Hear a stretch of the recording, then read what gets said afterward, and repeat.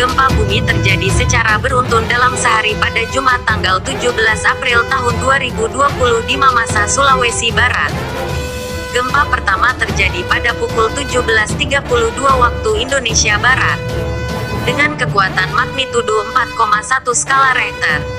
Pusat gempa berada di kedalaman 3 km dan berada di 2 km timur Laut Mamasa, Sulawesi Barat. Badan Meteorologi Klimatologi dan Geofisika, BMKG, mencatat pusat gempa berada di titik koordinat 2,89 LS dan 119,43 BT.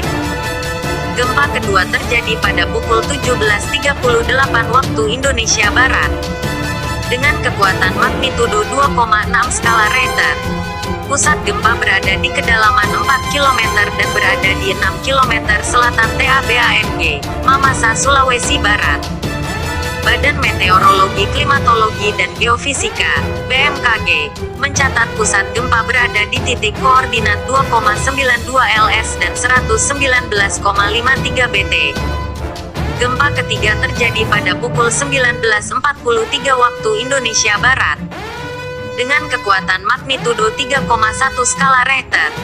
Pusat gempa berada di kedalaman 3 km dan berada di 3 km timur Mamasa, Sulawesi Barat. Badan Meteorologi Klimatologi dan Geofisika, BMKG, mencatat pusat gempa berada di titik koordinat 2,89 LS dan 119,44 BT.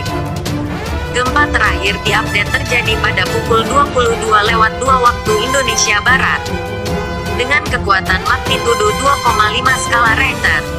Pusat gempa berada di kedalaman 4 km dan 4 km timur Mamasa, Sulawesi Barat. Badan Meteorologi Klimatologi dan Geofisika, BMKG, mencatat pusat gempa berada di titik koordinat 2,88 LS dan 119,45 BT. Gempa ini tidak berpotensi tsunami. Hingga berita ini diturunkan, belum ada laporan dari masyarakat tentang adanya kerusakan yang diakibatkan oleh gempa ini.